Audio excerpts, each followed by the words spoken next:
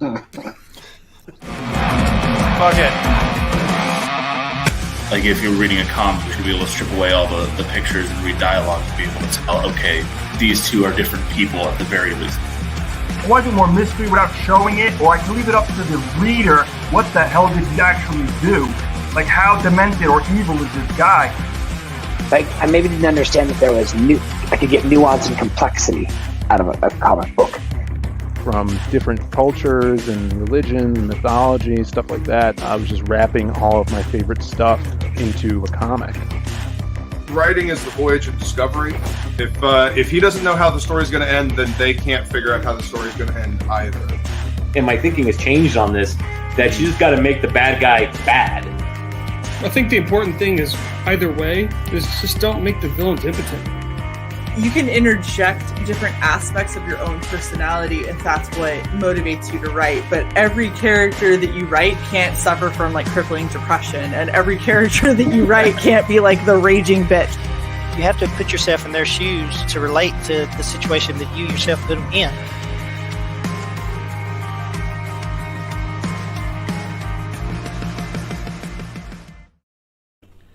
Hello, everyone, and welcome to episode 5 of Writing Prose Season 2.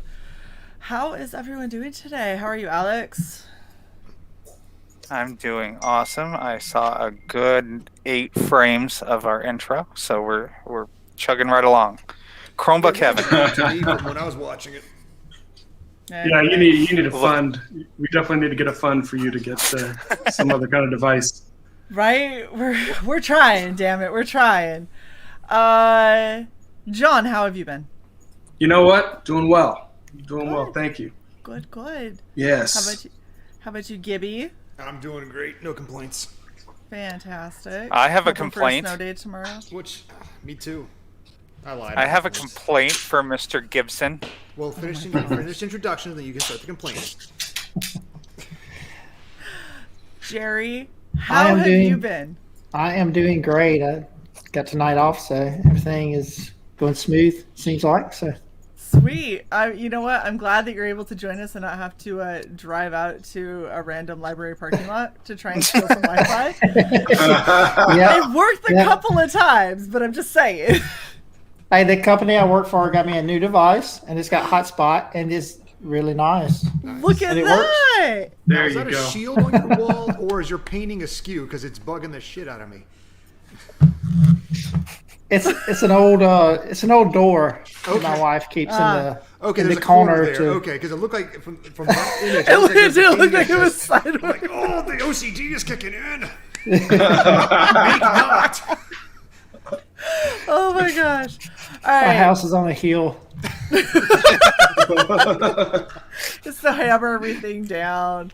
It's all kinds of, you know what? It's so nice too because Jerry gets to be Jerry instead of just the talking icon that can sometimes steal a signal. I think that we had Jerry on and it was tried a library and then the library wasn't working and then I think it was like a McDonald's parking lot or something like that. It's great. He just kept driving around and then Jerry would he disappear for like 15-20 minutes. All of a sudden we'd be like, Jerry's back, and he's like, I'm stealing Wi-Fi from my neighbor, it's fine. I found an unshielded network, we're good. I feel like this is much more comfortable for you to be like chilling in your house. It is. Awesome. As opposed to in the car, pointing your phone in various directions. Oh no, it was like during a freaking rainstorm too, and he was like, it's okay, it's fine. I'm like, is it like a monsoon? He's like, kinda, it's fine. So and then I took a hiatus from writing prose for a while. It was a scarring experience. All right, Alex, get your whatever your dumbass gripe is out of the way so we can move on to up on 4 months. Have you spoken to your publisher yet, Mr. Gibson? I texted him yesterday and got nothing response. In the private chat, I'm sending you here is his Facebook address. You can that's where he answers the most. Bug him all you want. Please do. I texted him yesterday, got nothing. So. Well, I don't want to read it on Kindle or Kindle app. I want your book in my hand. I know your book, Mike. Well, this is weird. I want my okay. I want you to have it too. Let's just go. Yeah, that was headed in a funky direction. But I was excited to hear him. It's one of those things, if you want to read it on a Kindle, whatever, I will. Once I get a copy, I will send it to you for free. If you just want to like get it on a Kindle cheaper and read it, the thing is, I get paid about the same amount regardless of format, so it doesn't matter because Amazon hates us. It's okay. Which is why, and we've talked about this, but we're getting you to do some kind of a like comic adaptation or hook me up with an artist. I've always wanted to draw a comic, and I look forward to it. I know so many, and every time they're on here, I'm like, hey, I like their art. And what do they say the exact same thing? I'm so busy, I can't take on another book. Except for Boob Dan, who's great, but like I don't see Salem running around with giant jugs. Why not? You don't want Aggie to be like, well, bam, well, bam. Like I feel like that's a bit much for her. Oh my gosh. Well, actually, I was thinking about that because some of those demons. Without a doubt. No, Sai said something a few episodes back about why didn't he get more of that time in my one book in the Asian Super City.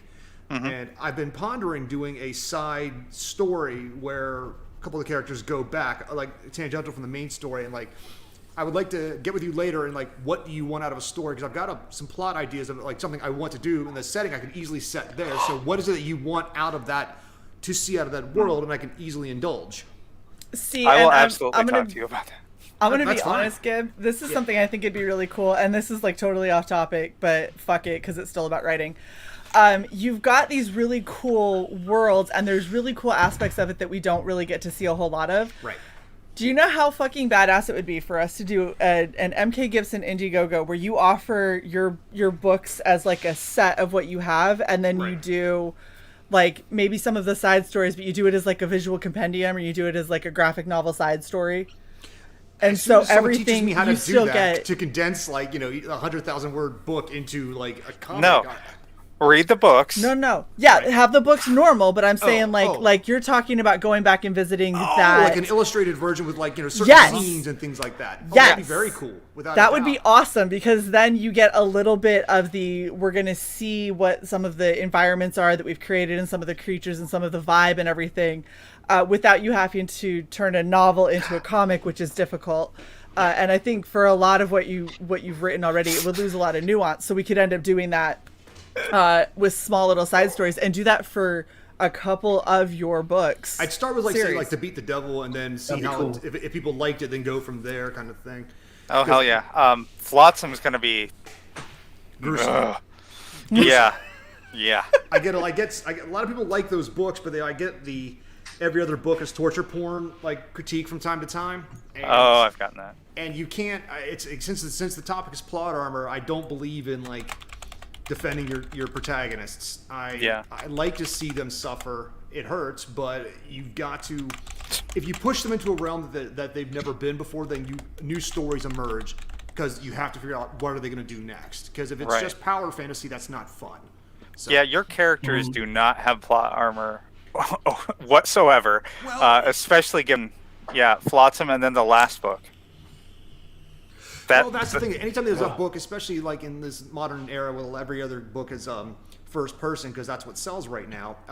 If it's a first person narrator, you're almost like they're never going to be in danger, because that's who the story is about. But if I can actually put them through cases where you're like, oh, they might live, but they won't be happy, and so that's what you're reading it for, is like how much of a corner can you paint them into to see how they can get out of it. Mm-hmm. And how bent are they going to be when they come out of that corner?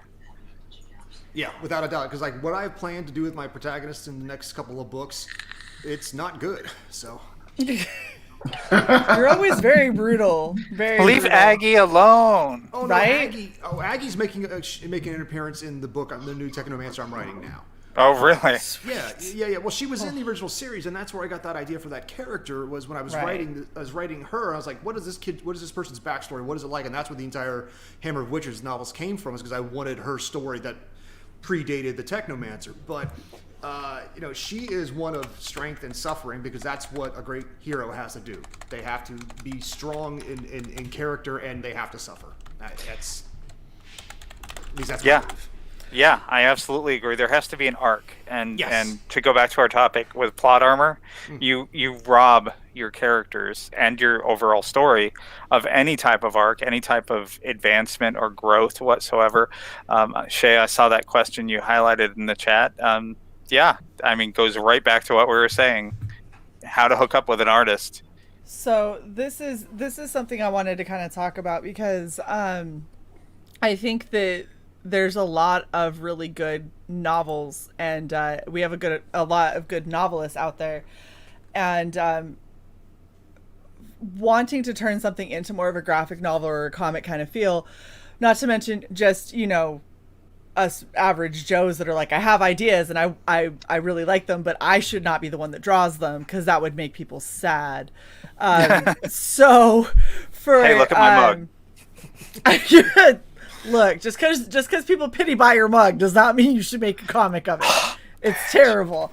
Anyway, so, you know, to kind of go into that, do you guys have any? I know that Gib doesn't currently, but do you guys have any like tips or suggestions on how you find artists for some of your stories? I don't know if it's a tip or suggestion, but I would think that when I looked for my artist for Every Matter, I made sure that he had actually completed books. I didn't want somebody that could just throw up a couple pages of sequentials and maybe a print, you know, or a full page of something, and then after 2 pages, give up on me. So I wanted to make sure that my artist was actually able to had books that he had finished. So I think that's a big deal. Yeah. What about you, John? I think you know, part of it is community. You know, I ended up working with artists that I'd known for a little while, and also I think it's when you sell the conceit of your story to an artist, and an artist gets everybody's busy. All artists are busy. Oh, yeah. But if you talk with the right artist, then they'll make time because they buy into what you're doing. Mm-hmm. You know, I mean, I'm busy. That's the boilerplate answer that every single artist is going to give you. But you're gonna find the artist, and I'm not saying that's not true because they got. I mean, every artist has their own projects they want to do. But you know what, Gibby, you're gonna get the right artist, and when you talk to that artist, they're going to love the conceit of your story, and then they're going to be all in. You know, they will make a space on their calendar for your project. I hear you. I think when I said that, it's because this is a new pool that I'm dipping my toe into. You know. Yeah. So it's you don't want to like come across as like you work for me. You know, you don't come across gruff, but you don't seem meek either. You know, it's like, hey, does this concept intrigue you? Because I have plenty of times I've written a couple of short stories and a couple of compendiums that are out there that like, hey, do you have time for this? I'm like, not really. They're like, it's about this topic. I'm like, all right, I can knock out 8,000 words or 10,000 words. That's because I'd like to contribute to that, and it also usually is a proof of concept for another story of mine later. So if nothing else, like go where the inspiration finds you. I'm tracking that. So. Yeah, and you know, I've been throwing around some ideas because I have a couple of short stories I wrote, and I did write one novel, but I never published it. And I was actually thinking, because one thing I like kind of the old prose, you know, where you have. So instead of it being a comic book, you know, you have like the periodic images, you know, so it's just basically a book or a magazine with images that are interwoven into it. And that's something that I've been playing along with as well, just because the novel I wrote, I mean, I kind of I don't want to recreate it as a comic. It's not that I don't want to recreate it as a comic. I'm like, I'd like for people to see it as it is. Yeah. You know what I mean? I'd like for people to read it. Right. As it is, without me having to adapt my own work. I think that also, if you love something, you want to see it in as many formats as possible too. Yeah. I mean, I'm not gonna lie. I would love to see a talented artist take my work and make it pretty, because I want to see it. It's because that's just a fan in me. I would love to see someone else's interpretation of the work.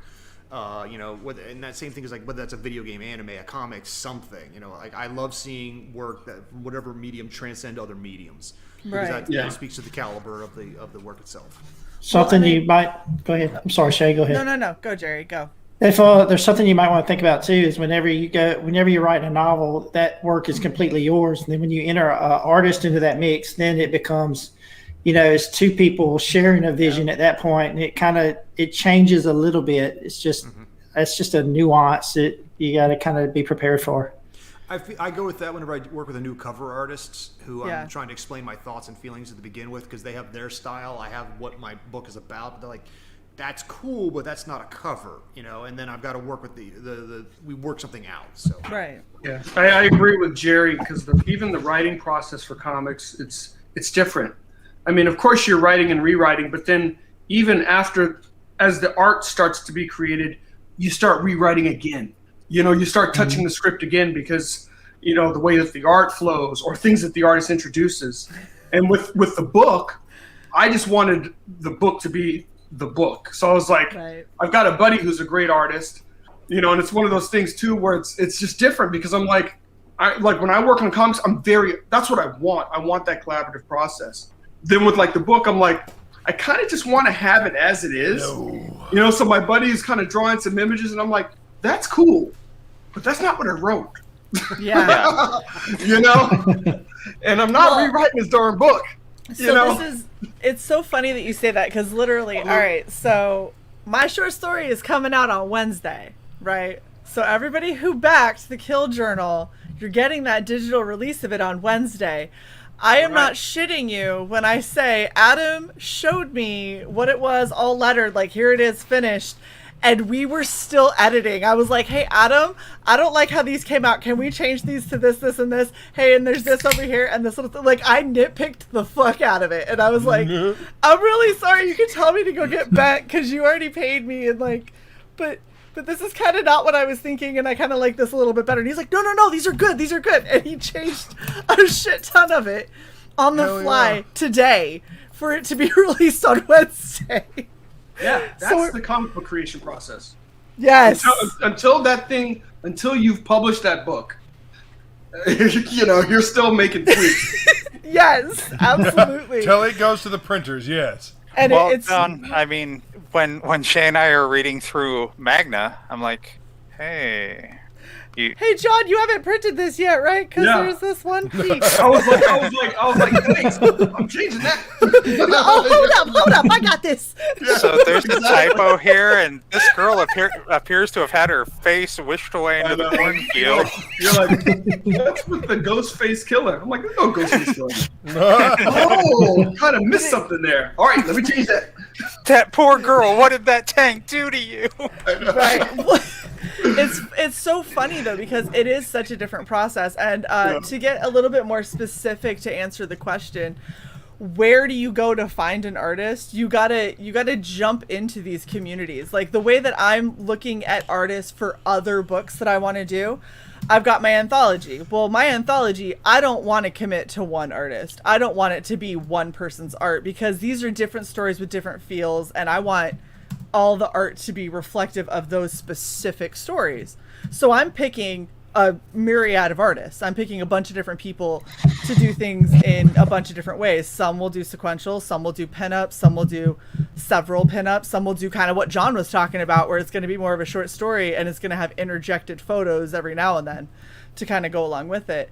But the benefit of that is I put out a call on Twitter and said, hey, if you're a horror artist and you're interested in possibly doing something that would be kind of cool, like show me your work, let's see. And I started making my list, and I have my list of like, absolutely this would be amazing to work with, to it might work if I'm running low on people, or if I can't afford my top tier guys, or if you're really explicit enough in what you want. To my I appreciate their enthusiasm, not for what I'm doing. Like, it's not going to work. There's another tier down bottom. Fit. The bottom tier is, I'm going to pretend I didn't see that you posted something to me. I had a fan reach out to me, and his wife has worked with Blizzard, and she created like the Tuskar and certain things in Hearthstone and things like that. And they're like, we love your books. We'd like to work with an art project on doing a cover. I'm like, all right, great. And I talked to her. We live out in Germany, and once she sent me her rate, I was like, I can't justify this. Like, I barely make that a quarter in sales. Like, I can't. Your art is amazing, but I don't have like 3,000 to 6,000 euro to put down on a cover You know, Good yeah, fuck, no. Blink- Wow. Blink Holy indeed. shit. I mean, Exactly. Oh, my heart. concept art for Blizzard. Yeah, I get it. Well, and You that's, know, and I mean, that's that's the top-tier level shit. of her work. So, and she's an amazing. And her name's escaping me right now, but she created the Tuskar imagery. She sent me a signed copy for my son because he loves walruses. But Oh, like- that's so cool. Like she's amazing, and her husband's really cool, and they're great fans. And I talk to any of my fans often. And like I thank you, but I can't right now because Right. it's just not there. Yeah, and that's the thing is you have to balance it all because it's like, I want the super badass art and I want I have artists lined up that I'm like, one day I will get a commission and it'll be when I have $500 that I don't need to put towards anything else. Oh my gosh. Isaac and Alexa are the first ones that come to mind. Like, I love their shit so much and it's fucking amazing. And they're like $300 for the inks. And then Alexa has her own rates for the colors. And I'm like, oh, I'm going to cry. Because if you're $300 for inks, she's at least $300 for colors. Like, good shit. I love you guys. Good on you. Have your rates. They're amazing. I'm just a broke ass person that can't afford them. Right. Well, the difference between an artist for like a cover artist for a novel and art for a comic, though, is the artist brings in sales. So you have to think about that too. That's true. That's true. The thing, is I have, like my best series, I get the most credit for. It has the worst cover art, and I get comments constantly about I bought this despite the cover. And I'm working with an artist now to go back and redo the first couple of covers. But wait, is it? It's the one I'm thinking of, right? But it's the villains books. Yeah. Okay. The first two specifically. Yeah. And I know, and that's the thing is like the guy who we commissioned to do the art does amazing pinup style art. Amazing. If I actually went to his website, it's really good. But he doesn't put the time and effort into covers as he does to his pinup style art. So because it's not. Yeah, a he's. We won't bash There's crazy stuff happening there, but I will say, I mean, obviously I'm slightly biased, but your new artist that you got for it, I think fits the feel a lot better anyway because your villains pieces are all about like superhero-esque type world. It's genre hopping. So exactly. Mm-hmm. Exactly. How you doing, Luke? How you doing, Phil? Guys, good. Yeah. Well, actually, it's good to be back. Yeah. I've been busy. It's been a while, man. Yeah, I know. Yeah. He's not eating a giant sandwich this time. No, not today. Is he waiting for the stream? The complaints are already coming in about no giant sandwich. There's too much snow outside. I can't go get a giant sandwich. Have it delivered. That would be horrible to do that to someone. I'm sure somebody at DoorDash is confident driving in the snow. Ready. Yeah, that's true. Santa delivers your sandwich. I'm not here to eat, people. It's a new year. It's a new Phil, okay? Yeah. Not gonna eat on stream anymore. Right. After the sandwich. Not on Red Valkyrie streams. Not on Red Valkyrie stream. Because the last time he did, I clipped it and put it in one of our intros. That's why. Yeah. He was like, I have to see it every time now. I'm never eating another sandwich. Luke, how many people did you kill on the way home? I mean, only 5. Oh, no. That's not bad. Gib was close. He guessed 4. I guess 4. Is one of them just maimed? Can I, say? I mean, maybe. I didn't stop to look. So. A sing-along of Doom, and then 20 minutes later, you're in a completely other location and on here. Mm-hmm. So, there you go. But, I mean, it's not snowing in Florida, so, No, it's not. We have to have a discussion, Mr. One More Song.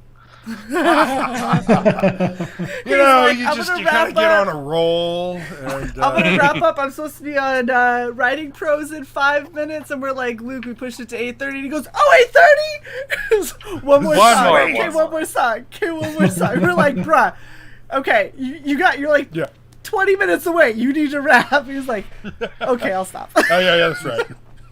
Yeah, you're right. You're right. How about that exit though, huh? Yeah. Just sing and then that just way, end. no end. Just end. Just no end. end. Yeah, it's fine. No end.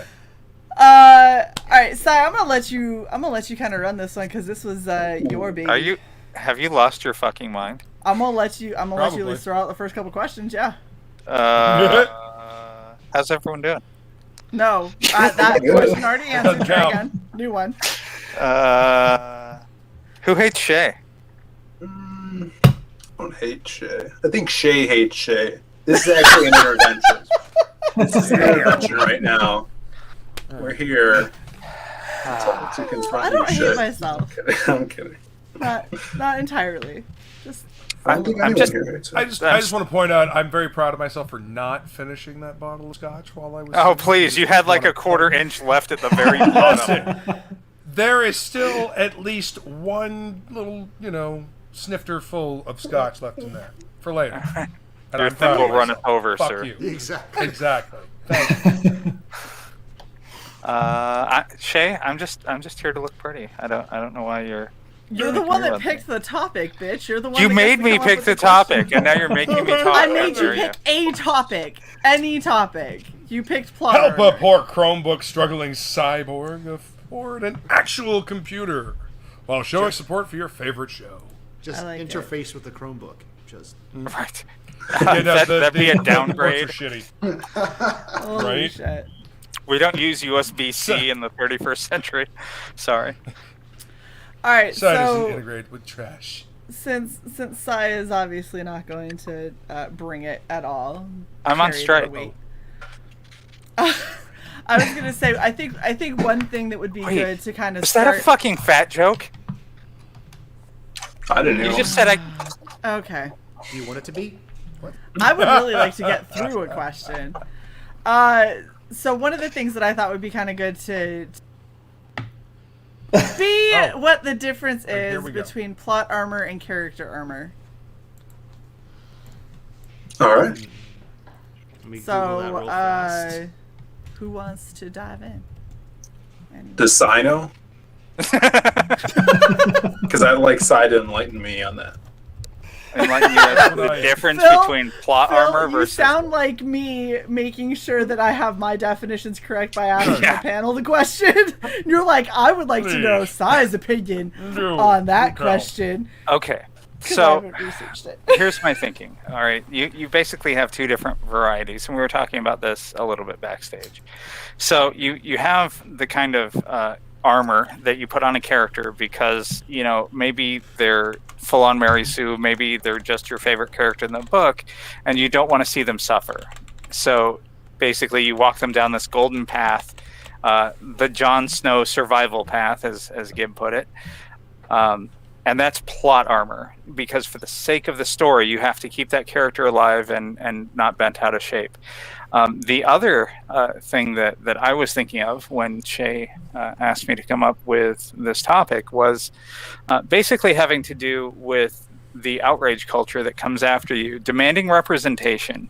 Okay, so you put someone in the book, whether it's an African American or a gay person or whatever, and then you're in the trap, no pun intended, because Sorry.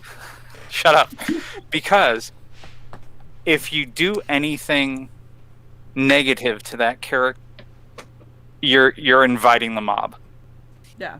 So how far down that rabbit hole do you go, avoiding the tropes but still making it real for that character? And that's the topic that I chose. So plot armor versus character shields. Yeah, basically. I don't. Yeah. No, you don't. And in Yeah. fact, in the graphic novel version of your book, I demand a stretch goal of a pinup of Reynolds Salem on the ground, looking kind of confused, out of sorts, dazed, mushroom cat? with a big mushroom bruise on his face. Oh, I see what you're saying. Yes.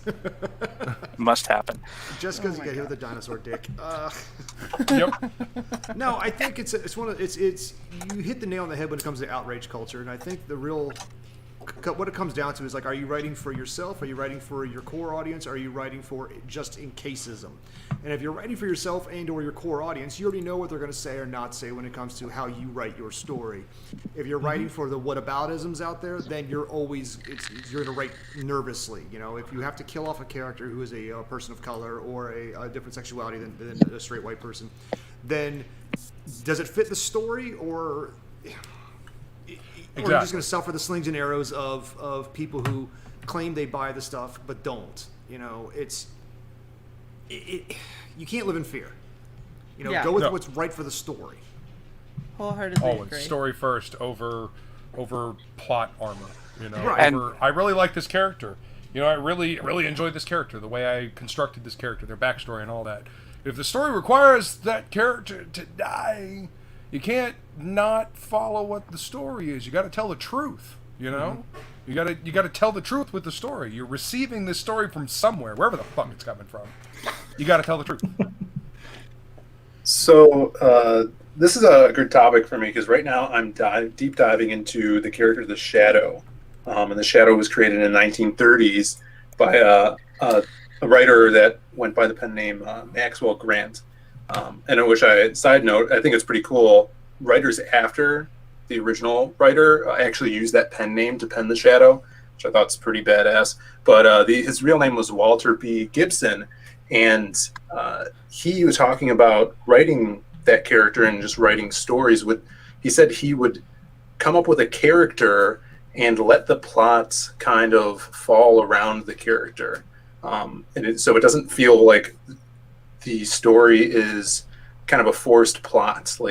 And it's kind of seems easier than it is to do.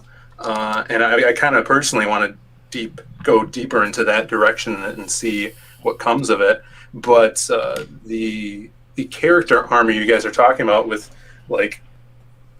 kind of this cancel culture that is ensuing all around us and kind of that mob mentality, I think if you dive into that and get sucked into that, you become a slave to that. So I'm the same way as Gib, where I kind of don't pay attention to that and kind of go instinctually in that way. And also going back to The Shadow, last year the license was pulled from Dynamite and publications like that was putting out for it, because it's 100 years since the inception of that character. So they're going to make a big push for new media. And what they're doing, and they announced last year, is they're coming out with, just like how Walter B. Gibson did, they're coming out with pulp novels with that character and kind of reintroducing that character. And James Patterson is going to be writing The Shadow now. Which is interesting, crazy, yeah. But he's come out and said statements about how he doesn't want to go in the direction of, kind of like the yellow terror with, the Oriental aspect, and making, doing what they were doing in the 1930s, which is a big part of history, kind of erasing all that because of this, woke cancel culture stuff. Era. Right. So it's very, scary for people that are fans of that character, because then it's changing a lot of aspects to it. And I'll leave you guys with this. I don't know if you guys are familiar with the character, but his big tagline is, "Who knows what evil lurks in the hearts of men?" And recently, the company that owns The Shadow came out with a new kind of merchandise store. And the tagline now is, "Who knows what evil lurks in the hearts of humanity?" So they changed this 100-year-old saying just to include everybody in that. Even though it already includes everybody. Even though men has been just used understand fucking English. That's all that I ask. Understand English. Excuse me, womankind.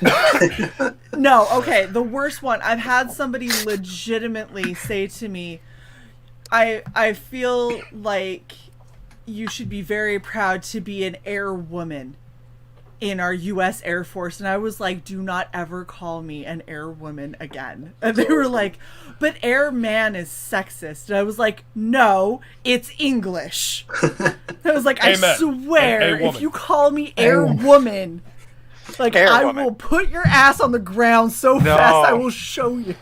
Shay, that's I'm our just third saying, comic. I read the Airwoman comic. You know, Airwoman, yes, it's yes. Like, it's like next to Airwolf and then Yes. Airbud.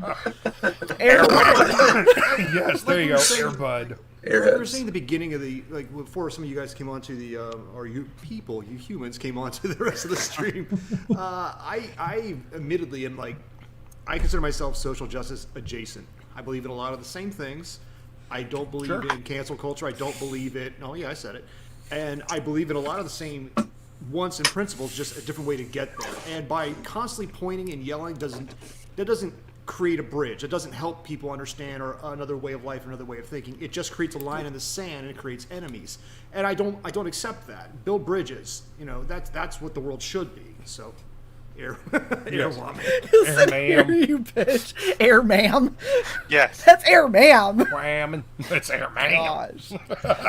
So someone like that is who says a woman, like, they, whoever they are, they're trying to start something with that, and that's cool, but you do have, you know, since 1947 to now, a litany of airmen, you know, and is it going to change? Probably not. No, but see, here's the thing, is I understand people wanting to be inclusive, but here's the problem, okay?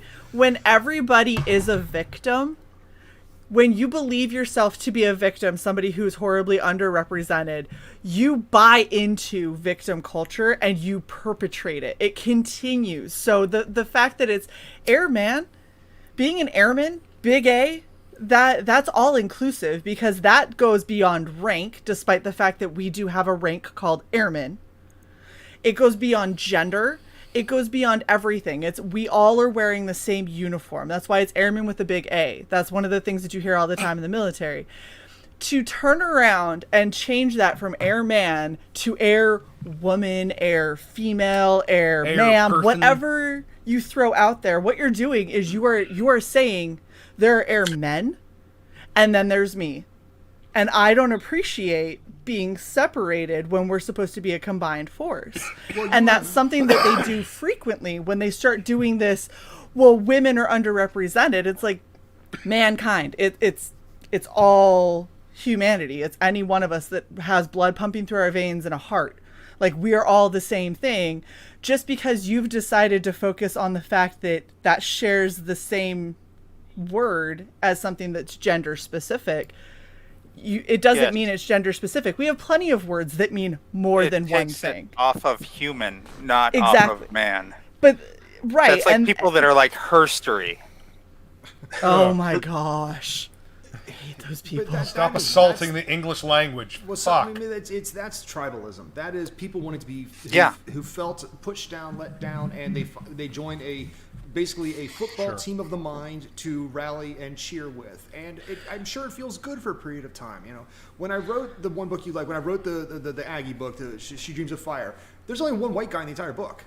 Right. And he's that cop, you know, and I wrote it specifically like, can I create a multi-ethnic group, but it's not about I'm better than this white guy. It is just, can I write a person, and can I make this person fallible? But that's all it should ever be. Right. Like the thing is, okay, so perfect example. I've told stories about friends of mine, and I got through this whole story that I was telling somebody, and the only thing that I had mentioned, I guess, previously was that this friend was male and this friend was gay.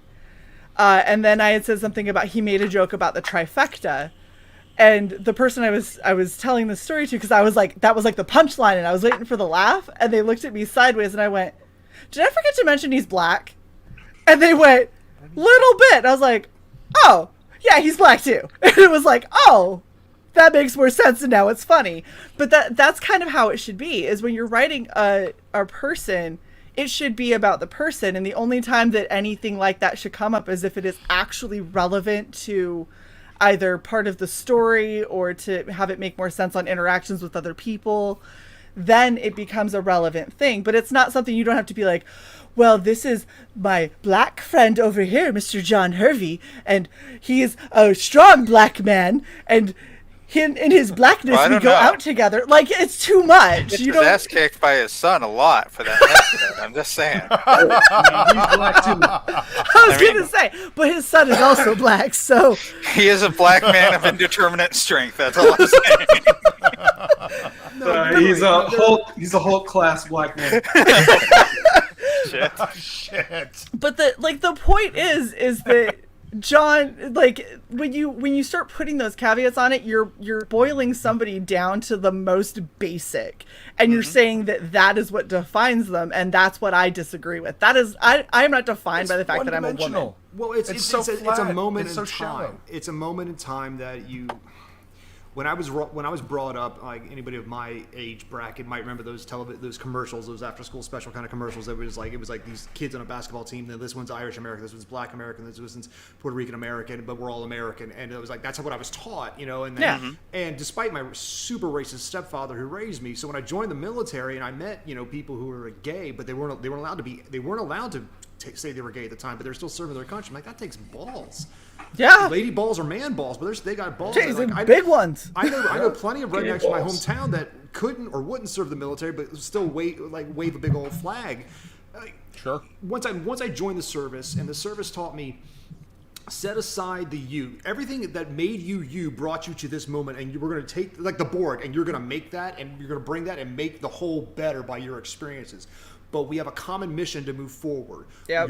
Look to the left, look to the right. The person next to you, that is your brother and or sister, Yep. and you're going to get the mission done. And that's the mentality I've gone with. So, it's not in style with today's politics, but today's politics will vacillate like they always have. You know, we're going to find a sense of balance in time. Already, there's pushback against some of the cancel culture. I mean, James Gunn got his job back to do Guardians because he's really good. He made some stupid Twitter jokes 10 years ago, but you know, Right. Mm-hmm. So, Well, Like and- trying to be edgy 10 years ago. Right. Come on. And that's the thing, is I think that probably one of the best things that the military has ever taught me is that at the end of the day we're all the same. Like we wear the uniform, we're all working for the same fucking goal, even if what we're hoping to get out of it is different. We're all, every day we're putting on the uniform and coming into work and doing what we got to do, and seeing an entire group of people from so many different walks of life come together for a common goal. Something about that is powerful, and it makes it really hard for you to be like, yeah, but I'm over here by myself being special because I'm a girl and you don't pay attention. And it's like no, even when I've seen people try to do that, what ends up happening is, shut up, get over here. And it was like, come over here, explain to me why you feel like you're being on the out. And then it usually turns into, no, that's a dumbass rule. That's something that we should definitely talk about as a group to change. Or, okay, I understand that may not be what you want, but this is why we do it this way. And this is something that can come down to a life or death thing for you. And that's why it's important that you understand. I know it's hard for you, but how about we start working out together? How about we start, like, I'll go with you in the suck and we'll get through it. Because you do get that sense of camaraderie, like you are a family, and like the person or not, there are so many people that I serve with that I'm like, oh, if I wasn't in the military and I saw you on the side of the road and I was in a car, I would think about it for half a second. But at the end of the day, if I'm downrange with that person, it no longer matters. Like that, I'm with that person. I don't want to see him shot. I don't want to see him killed. I don't want him to get me killed. So we're gonna work whatever our shit is out, and it's gonna be good, and we're gonna be cohesive because that's the only way to get through it. And it's just, I think that that's one of the big problems, is because people get so caught up in trying to be victims and trying to feel special and unique, and they think that all of these qualifiers are what make them. And it's not what makes you. It's something that is a part of you, but it doesn't make you. Well, that's. I mean, I'll meet you halfway on that one. I agree personally, but I also I can't make that blanket statement for. I can't tell somebody how they should feel or what they are feeling. If they feel something different, then I want to have that. I want to have that discussion. You know, yes, when I've read Ta-Nehisi Coates' book, you know, he obviously has a point of view. You know, whether or not he brings up the Black Panther or not, that's something different. But I can't speak to his experiences. I can't speak to what he is or has not seen. But that being said, like when I grew up in the redneck town where I wore a hoodie into a store and being accused of theft just because I look like a criminal, like as a young man, you know, it's because there weren't any people of color in my town. It was just like us stupid looking redneck white kids that like looked like we stole shit, and we usually were. So they, I didn't have money for a candy bar. I didn't steal that time. But when it comes to when you bring those things to your stories, like we said earlier, make a character, make them beloved or hated, make a great villain, make a great protagonist. But if they meet their demise, don't shield them because of their unique factor. Give their end meaning. Let them let them crash a moon on like Chewbacca in the classic book. Make it cool. So in the interest of transparency, what brought this topic up was all the furor that's going on right now. Furor? Not F-U-H. Did you say furor? Not furor. Is that what you said? You like the black guy doing Nine. I'll do it at the same time. Nine. You like the black guy doing that? Egyptian now. This is not a Hitler Reacts video. No, all the uproar about what they just did to a character over on Doctor Who, because he was like the best black character on that show. But what they did to that character, he like died and came back as a, what do they call him, Cyberman? Ultraman? No, the robot Cyberman, race. yeah. It's kind of like Borg, but they have to die to become one. Anyway, it completely fit the character, and yet everyone is flipping the fuck out. So that's kind of what brought this up. Doing what's best for the character, because if one of those characters had to die, based on what I read, he was the one. So people are mad. Yeah, exactly, because he was the best person of color on the show. Well, that was, remember when not Lost. The Walking Dead was popular in its early years, and when the one female died, I mean, she was one of the few black people. Or the one large black man, they only allowed one at a time, and people had to hey, you notice there's only one black guy at a time, and he's usually kind of big and he's sweet, and then he gets dead, and then the next one comes along. There was this pattern. There was a lot of big. Yeah. Well, and it's like, but that followed a certain trend of like the pleasant black man, or like the Michael Clark Duncan's Green Mile, kind of character, Rest in peace. No kidding. You could have more than one in your story. That part is allowed, so. I don't know. I heard that if you have three, that's a riot. This just makes me think of that Key and Peele. I don't know if you saw the. So Key and Peele did a sketch, and it was, like basically the hype man. Mm-hmm.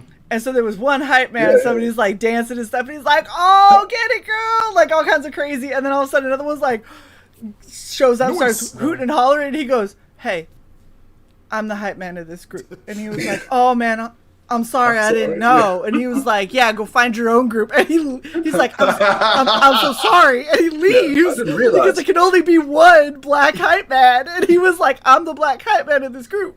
What was it? He's Not like, another teen movie. Where, like there was like they went to the at the white high school party. This black guy goes to their season. Another was like, "This is my party. I'm sorry. I'll go." Right. We're cool. What was that? It was not another teen movie or something like that had that. Yeah. Oh my gosh.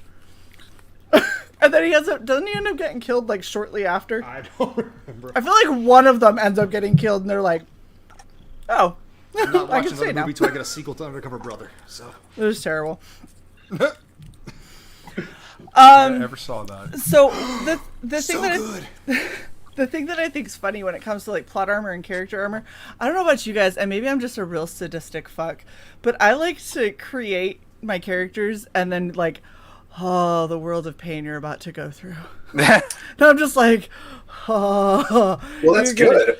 This is gonna be horrible. I don't know if you're gonna make it. You might not make it at the end. And like I literally you can talk to Alex, as we've sat and talked through a couple of the things I want to do in my horror anthology, and I was like, okay, so there's this story, and I was like, and then what if this happens, and then what if that happens? And he's like, good fuck, woman, what is wrong with you? It's like, do you need a hug? And I'm like, oh, and then this is how the ending is. He's like, oh, I need a moment away from you. Like, I don't know what's wrong. You need to pray, like something. Is Jesus in your life? Have you accepted Jesus? I think that's as your awesome. Savior? I think putting your main character or hero through hell is really cool because I feel like in Western culture, in my experience, I haven't seen that a lot.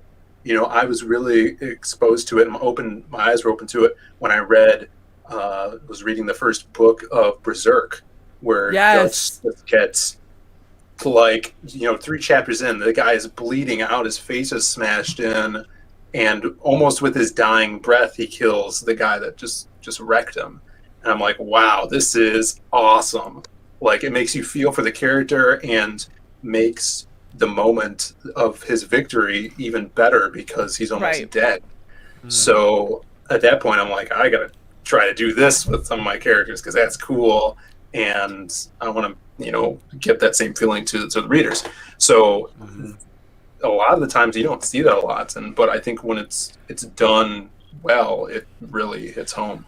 Well, the other Can't thing, be afraid to kill your darlings. Yeah. Well, I think especially in Western comics, kind of the trope is you have an origin story, and then once the character's created, that's their equilibrium, and they just kind of stay there. I mean, but in good storytelling, it's always about continual growth. And one of the things that I appreciate is that every story and every character ultimately should have an arc. And every character ultimately, even though if you may not see it, should have an end. And understanding the arc of a character is key. And that one of the things that I did in Black Tiger when I was trying to establish that was kind of the passing of the mantle, and kind of you get a cool character and then you kill that character. So what I basically said is, like, and I did that to a couple of tigers in that story, it's letting you know that, like, the mantle's going to carry on, but nobody's safe and nobody's protected. Because at the end of the day, you lose the suspense. Oh yeah. If you feel that a character is untouchable. And there's a different kind of plot armor that I think the big two have gone to. It's like they'll do anything, but then they'll bring them back. Yeah. You know, so my thought process is, well, whatever I do, make sure that I do it thoughtfully, because it's going to be canon. You know, and unless I'm writing Jesus, they're not coming back. Yeah. Well, I mean, look at what they did with Spock, and how it was really fucking. I'm talking about the original Trek, not the garbage that J.J. Star Abrams Trek. does. They wrote his death with him coming back in the next movie in mind, but they made him learn. They made him go through shit to kind of come back to himself. They made it not like a reset button. They made it. I mean, it was a legit thing. That scene makes me cry to the. Shut up! I'm not crying. That scene makes me cry to this day. Nice. Thank you, Gib. I'm not familiar. You're not familiar with the end of Star Trek 2. The Wrath of Khan? Oh, okay, yeah, never mind. Sorry. They put Spock in a giant sunglasses case and then shoot him up into space. Yeah, and then they flipped it for the J.J. Abrams thing. Yeah, okay, gotcha. Yeah, exactly. Well, I think as long as you completely unearned in the J.J. Abrams one. What Shane? I was gonna say, I think one of the best times that I saw somebody that they didn't give character armor to was when I was reading Dark Tower, and you have Roland, and he's this like fucking master gunslinger, just, you know, ripping it up, killing everything, and then all of a sudden, like, all his fingers on his hand get blown off. And you're like I seriously read an entire book going, they get better though. But they'll get better though. Like, they'll come back. Surely they'll come back. And I got to the end of the book and I was like, I don't want to read anymore. It's not that you didn't get him back. Like, his fingers are gone. How do you gunsling without fingers? Like, exactly. I was so fucking shook off of that. But that's the thing, is that was one of the most impactful things that they probably could have done with Roland, because he was coming to, like, he's super baller status. Like, nothing got him down. And all of a sudden it's like, you have a gunslinger that doesn't have a hand. So how does he continue? And he didn't stop. Like, that didn't stop him. It complicated shit like crazy, but it didn't stop him. I'm reading Gunslinger right now. Oh, really? Yeah. Well, spoilers. Spoiler alert. I think people. It's good. The Dark Tower gets much better after the Gunslinger. The Gunslinger is good, but it's a bit of a slog. Yeah. Yeah. Nobody I think gets as long as better. there's an apparatus to bring a character back, like presented before, like if it's presented before the character actually dies, and then all of a sudden there's this new. This is exactly what plot armor is, or character armor is. Well, then if it's presented after, like, oh, all of a sudden we can bring this character back because this has this new power or this new machine or whatever you use, but it needs to be used like rarely. You know, if you have to have people die and actually stay dead, they have to be main characters. It can't be just like the third mob guy on the right dies and he stays dead. So. Well, that's exactly what they did in Star Trek versus the new Trek. Okay, so in Star Trek, they established, okay, the Genesis device, it does really weird shit. You know, anything that can happen, it was very experimental, blah, blah, blah. Okay, so you kind of have that set up. In the new Trek, first of all, they weren't around for years, so you had no real attachment to the characters. Then they flipped it, so Kirk dies instead of Spock, and then instead of it having, being something established in canon that had this 1 in a trillion chance of being able to bring someone back to life, it was just, Khan's blood. It's Khan's like blood. R.A. Salvatore writing. Yeah. That's what it is. Yeah. R.A. Salvatore is fucking notorious for that shit. Like, everyone will be sitting there. That's the one that I told you about, where, like, he literally wrote his characters into a corner of a cave with no way out and everything bearing down on him. And one of them goes, "Oh yeah, I got a magic bangle that can transport us." And boom, they're transported outside of the fucking Deus cave. Ex Machina. That is literally what that is. Yeah. Well, and Machine that's the of other God. point, like something Sai just brought up, especially in those particular Star Trek movies. You establish that Khan and his people have got magic blood that can bring people back from the dead, and there were like 72 of them. So why should anybody die in Star Trek? That movie also showed people teleporting, like using the transporter to go from a little ship across to an entire planet. Yes. So you don't need transgalactic starships anymore. beaming. You have fundamentally changed your entire mythos by these two pieces of technology. Why do you still maintain? And that's something they don't think they realized in the writing process, because I want this cool looking scene, but that you're not looking at the ramifications. You're not looking at the consistency across. Right. And a million nerds are going to go, wait a minute, you did this thing. You know how many videos I've seen about that shit, Kim? Oh my god, don't get me started. All of them. Do you know how many videos Sai's made about that shit, Gib? None yet. Yet. No, 12 inbound. Something Phil had said earlier in Western culture, like, you want to see the hero get knocked down. Like, I think I grew up with that because I grew up in the era of, like, Die Hard and Lethal Weapon. And at the end of those movies, like, like John McClane is like bloody, broken, bleeding from his feet, limping towards Hans Gruber with a machine gun. And if my protagonist isn't like that at the end of every book, it doesn't need to be a world-ending fight, but if he doesn't look or feel like, if you're not getting that sense, then I didn't do my job with my protagonist. They need to cross that finish line with one hand, like, and that's how they have to be, at least how I want to write, because I want to take you on a journey with me. And when we get there, we're not going to be happy, but we got there. So right. Well, I mean, people like to root for the underdog, and in order to be the underdog, they got to go through some shit. They got to have the odds stacked against them.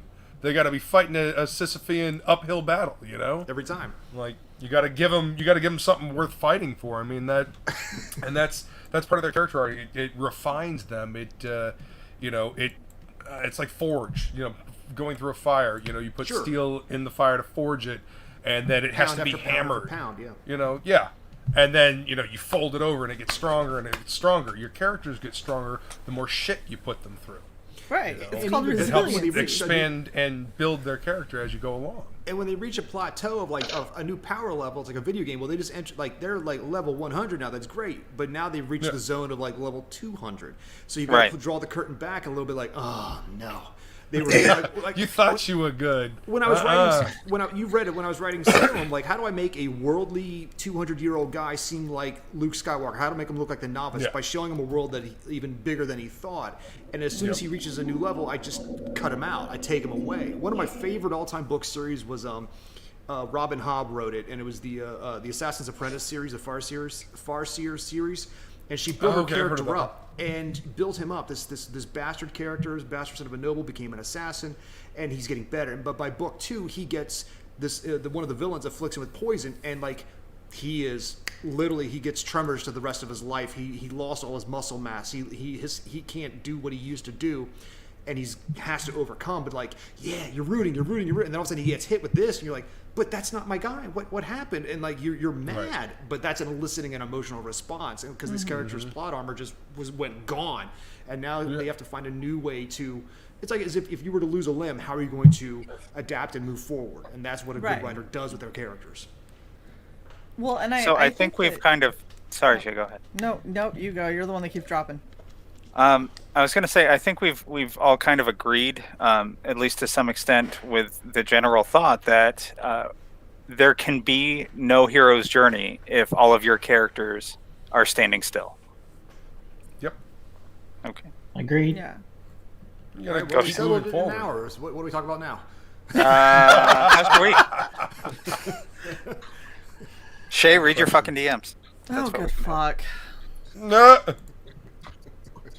Read your DM's, asshole. Thank you. The 4 before that. Yeah, I see. Wow. Jackass. Well, thanks for the rest of you don't have to read her DMs. I mean, you can continue. Everyone's like, I'm hacking into Shay's DMs. Hold on. Let me put them on screen. Hold on. Right. Well, and so I guess that would be another thing to kind of talk about is, you know, in the chat we had some people saying you have to do it right, though, if you're going to not give plot armor, character armor, or anything like that. You have to, if you're going to put them through hell, you have to put them through hell in a way that doesn't feel like you're really just kicking the reader in the balls over and over and over again. Oh, torture porn, huh, Gib? Yeah, that's what someone refers to my work as torture porn. You know, so. Well, even if you do put the character through that for however many stories you have, if it becomes anything that becomes a trope, you know, in your writing style can hurt the story in the long run. You know what I'm saying? So like this book, you put this character through all of this torture, and then the next book you do the same thing, and they all survive at the end, but they just barely finish the race with one hand across the finish line.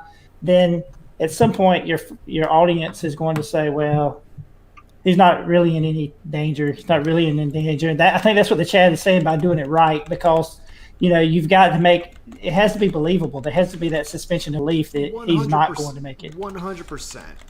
And sometimes don't be afraid to pull your main character back a little bit. When I wrote the third book in one of my series, I split it into 3 main arcs, the A, B, and C, but it's a first-person perspective. So I took my main character. He had the main chunk, but I had 2 other stories that all culminated at the end. So his story, while perilous, was enhanced the other stories too, because I have a bigger world than just my main guy.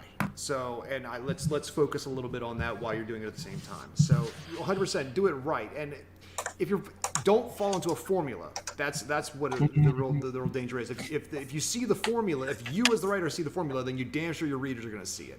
So shake up the formula, do something different. So yeah, Gib's the kind of guy that when his character gets that hand across the finish line, Gib has somebody come along and chop the hand off. Literally, yeah.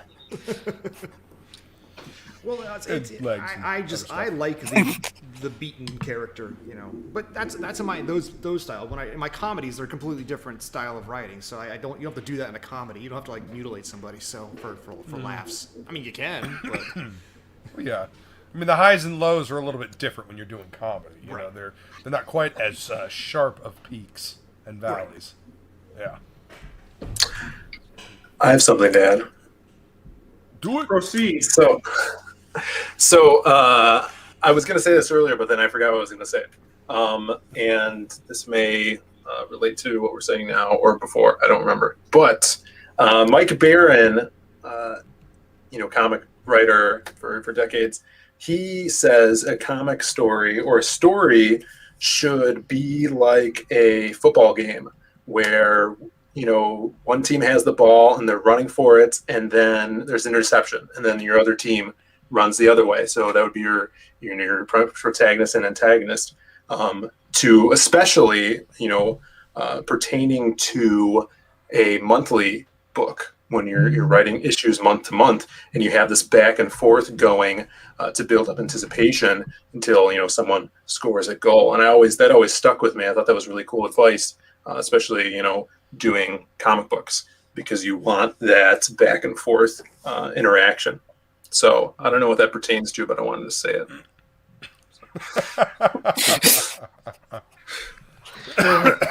So what you're saying is kick a field goal. Yes. Okay. Squib. And eat a big sandwich. Oh. Go ahead. No, that's good. And Phil brings up another element as well.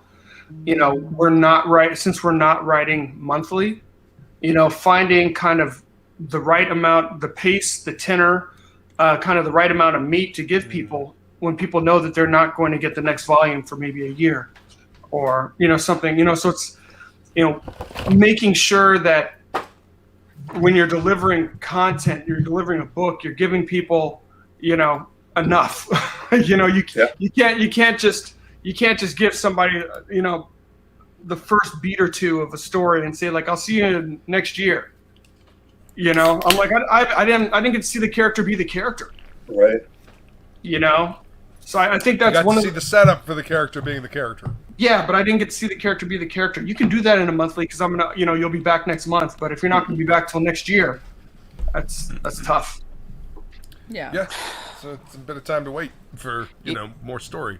I was just discussing this with Shay a day or two ago about comics and backing them and people who put out books and the space between them, and I'm like, if people have ongoing stories, unless they have a couple of stories out or a story of at least, let's say, 48 pages, I as a consumer don't want to buy into that, because I know if I buy a floppy that's an ongoing story, 24 page, 22, whatever, and I have to wait a year, I mean, how are you going to stay invested in characters for that long?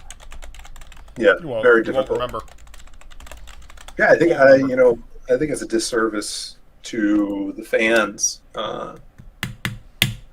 In my opinion, I think they need that big chunk of story to chew onto for a while, and that's why I try to make the books that I put out, complete stories, and then keep putting them out that way so people have that and don't feel that way, because that is different. And a lot of people coming from that monthly comic writing, that's something that they're going to have to address or adapt to. Well, I mean, at least have some kind of, I don't want to say wrap everything up, because obviously you can if it's an ongoing, but at least have some kind of payoff, even if you're ending on a cliffhanger. Yeah. Something. Some kind of closure to the story that you're telling with a little bit of an uptick, so you can whet the appetite for the next bit. Yeah, and Wolverine, I don't want to hear shit. At least, give us a bone. Just something. Mm-hmm. Yeah, it's... I think little tease. I think one of the biggest problems that, especially in a lot of these indie comics that I've seen, when you have the lower page counts, it's too small to introduce us to an entire new world with entire new characters and entire new dilemma. So if you're trying to do that in 24 pages with a character that is not already very well established, I wish you the best of luck, and I am not confident that you are going to be super successful. And this isn't just me saying this like I understand this kind of shit. Like, I've had discussions about this with other people. We just actually talked with Graham Nolan about this, and a couple other of the, former pros, and we were like, it's something that's really difficult to do. And they go, absolutely, it's something that shouldn't be done. If you're introducing a new character and a whole new world, you need to give yourself the breathing room to be able to do that, where people can get invested in your characters, can understand what's happening, and really kind of get sold on it enough to want to read more. There's a couple ways around it. Like, you know, Phil has the lost pages and everything is short, contained stories, and they leave a lot of questions, but they also don't. He's not trying to explain to you the entire backstory of all of these characters. He drops you in the middle of their life, and he shows you a snippet. And then he drops you back out. And now it's like, do you want to know more? Are you curious how all this shit started? Like, you got a little bit of it, but you didn't get everything. And that's pretty much the only way that I've seen somebody be able to do it where it doesn't make you feel like you got ripped off. And Phil also, he did Magic Cop. And he gave a full story arc in Magic Cop. So, I mean, with that being his first book, he already showed me that he can not just start a story, but he can finish a story. He can give me a full story arc and get me to the button, and I can be happy. You know, that you know, because there's a lot of content that have started stories. You know, and it's like now they got to start figuring out where they're going to take their story arc. And actually, Phil was the one that inspired me with Black Tiger. It's like, I'm going to show people that I can give you a full story arc. You know, so I did the same thing that Phil did. I said, my first book I'm putting out there, I'm going to show people that I can give you all the beats. I can give you a full story. Right. You know, so if you got it, you're like, okay, I got a complete story arc. Right. You know, and hopefully that builds trust. So they're like, okay, this one's a little bit shorter. This is 76 pages as opposed to 100 something. But like, I'm going to give you enough. I'm going to give you enough meat. There's more stuff to come, but I'm going to give you a button. You're not going to feel like, man, what did John just do? He just had all this set up and I didn't get anything. Yeah. Right. Well, and I've read a lot of these smaller comics that's what they end up being, where like you read and you're like, yeah, what the fuck? The book's over. Yeah. You're like, what the hell just happened? I was all excited and I'm like, I'm finally like getting in the groove of everything. Yeah. And you're telling me I gotta wait a year and a half for the next fucking book? Like, I think you screw you described it for guys. sexual experience. Bullshit. I'm gonna go read like a novel or some shit, because I know at least that'll keep me entertained for a minute. Like a little bit of a damn story. Well, I think also, if you're used to reading novels, like my girlfriend's huge Stephen King fan, she has, bookshelf full of books. And we were in the comic shop like a while ago, and she's like, these things are so short. I could read this in 5 minutes. And I've watched her read, She Return of the Warrior, the new one, because I loved it and I wanted her to read it. And she read it while we were sitting down watching TV and in like 15 minutes. So there's people that just blow through things. Yeah. So you have to account for those people as well, because they're used to, they're really good at comprehending things. They're better than me. Like, I'm not the fastest reader. So that's amazing. It amazes me. But you got to look out for those people because they want that content. Right. They're going to blow through it. The irony is I grew up a comic kid, and when I started writing novels, I'm like, there's no pictures. I'm bored. I love the comic medium. I just haven't been collecting as much in these later years. I'm just starting to get back into it. But I love that medium and taking the time to slow down, read the words, see the picture, let the whole story overlap. But when I sit down to write my books, I'm extremely visual based. Hopefully, there's enough of a picture that when someone's reading it, like I see what you're telling me. I've had enough books where someone tells me a story as opposed to like describe, like I am like building in an action a story scene. for you're in it. So yeah, that's good. Yeah. Well, and to kind of go back to what you're saying, Phil, I'm a very fast reader of comics. I've had a lot of friends give me a lot of shit because they're like, you couldn't have even digested it in that time, and it's the way that it works for me when I'm sitting down to read a comic book. It plays out like a movie. I may be reading words and seeing pictures, but in my head, it's moving. And so I'm moving through the panels as if I'm watching a movie. And one of the things that a lot of indie comic creators don't use effectively is when you're the one that's writing it out and putting out the panels and everything, you control the pacing. How long am I staying in this fight scene?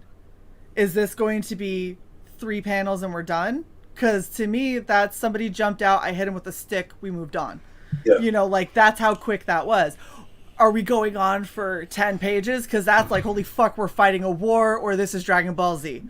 And so you gotta figure out what pacing do you want it to have, and how do you want people to feel when they're going through it. And you can slow them down by your placement of speech bubbles, the way that you break up your sentences, having those beat panels in between that are a reaction or an emotion. And I think that a lot of indie artists get so worried that they're not going to get the story out enough that they overlook those things. And they're like, oh, they're saying all of this and it's in a speech bubble. And then when you read it, they go, oh no, there's a pause there. And I was like, well, not the way you wrote it. The way you wrote it is it's bam, bam, bam, bam. And what you meant was bam, bam, bam. And that's not how it read because of the way that you laid it out. Like, it's a visual medium for a reason. It's like crossing the accessibility of a movie with the descriptive nature of a novel and putting it together where you get to control a little bit more how it looks, because in a novel you describe and those people are going to pull from their own experience. So every single person, no matter how well you describe something, every single person, your main character looks different too. Every single one. Because it depends on what they're pulling from and what they found the most hitting out of your description. When you have a movie, every single person knows what the character looks like because you have no choice. The character's right in front of you. When you do a comic, you get this really cool in-between where you get to see the character, but maybe the tone, the inflection, the accent is something that you bring to it, and you get to bring it based on how everything is played out, how their vernacular is, the way that you're depicting those accents and those beats and those everything. And so you get to kind of combine those two where people still get to be imaginative, but go closer to what your original goal is. And I think a lot of people miss out on that. And then it turns into, you know, I'm flipping through a book and 5 minutes later I'm done with the book and I went, eh. It was like, you know, I was kind of like watching a trailer for a D-rated movie. Yeah, right. You're like, it was okay. Well, I think part of it too is realizing kind of the way, like you said, comics work, and it's like, you know, if you want to make kind of that compare it with a movie, I mean, like the colors are like, if it's a color book, the colors are kind of like your music, and the bubbles placement, that is your pacing. Oh, you know, it's like sometimes, you know, and I started realizing that even as a writer, you know, it's like, okay, if you know, you need to make sure that this is in a separate bubble than this, because I need to slow you down. I need to break it up, you know, so, and it's not just one big congested thought. Right. But I think those are more of the intricacies that you start to learn as you're creating comics. Like, you're right, I can control the pace. I can actually set the mood. If it's a color book, I can use the colors to set the mood. So the colors are like the music, you know, that suspenseful music comes up, you know, it's like, boom, you can do that with the colors of your book. So you can really, you can do those same kind of things with a comic, and you can really, like you said, control the pacing, control the mood. Well, and these so are all things that you pick up on when you read a bunch of comics. Like, the more comics you read, For sure. the more you notice these things. Like, you go back and read like some of the classic stuff, like the stuff that Byrne did with Claremont and the X-Men, like the way he laid out his pages. You know, I picked up this, I showed it on, I think it was Regen Cycle, this 2112 book that Byrne did. I picked it up just because it's John Byrne and it's sci-fi. And I know that the pages are going to be great. The storytelling is going to be great. Whether or not the story makes any sense, you know, whatever. The artwork is going to be great. Right. You know, sometimes you can get a little squirrely, but, you know, just the storytelling and the pacing, and you notice these things that John was talking about when you read more comics. You know, you read more books, you pick up more words, you expand your vocabulary. You know, that's why I love audiobooks, because I get to hear these words. I get to hear them used in a sentence. And then I can, hopefully the narrator knows how to say the words. Yes, there have been times where narrators do not know how, and I'm like, wait, no, that's not right. And you said it wrong. And it drives me absolutely batshit for the rest of the book. Right. Yes, that does happen, but you know, you can verify it later. But yeah, like the difference between Führer and Zephyra. Sounds exactly the same. 9. No, homonyms are my mortal enemy. I fall to homonyms with regularity. I just mispronounce my wife's it. like, if there's a homonym, you're gonna get it wrong. I'm like, My wife does the same thing. She's got her master's in English, and she's like, "Here's my first line editor." And sometimes she pats me on the head. She goes, "Oh, you're so dumb." Dude, we're living very parallel lives. My wife has a master's in education, and she's like, "You need yes, more." She's got her master's in English. Is she a teacher? Yes. As long, So is mine. There you go. as long as they're not patting you on the head and saying, "You know, you're so pretty." You're Thank just God so for that ass. So she brings it up, and we both said it at the same time. Not that it's traded back and forth between us a shit ton. Never. You're so pretty. Never. Never. Yeah. Oh, so when I was like, "You're so pretty," I was like, "Bitch, I will cut you." Oh shit. That's usually the response. I love that you talked about using color in comics to tell the story, because that's actually something that I tried to do in Marty's backstory. So for you guys on Wednesday when you see it, the first couple of panels are Marty like super young, right? It's in black and white, and it goes closer, like more saturated as we get to present day. And that's something that I wanted to do, because like you can show, you know, a kid and be like, oh, this is a younger version of the main character, and kind of go through it. But I liked the idea of it being like a distant memory that is fading into now. Yeah, that's amazing. That's great. And it's small things like that, like little things like those instances that you can do in comics that are harder to do, obviously, in novels. But you still can. I've seen people do it. I've seen people do it with text and choice of if you're going to make it italicized or if you're going to change the font up for those instances and kind of bring it in. But it's a lot harder to do, because it may be your intent, but that's not necessarily what your reader's going to get out of it. Be like, why the fuck did the font change? Like, that's fucking weird as shit. What the hell just happened?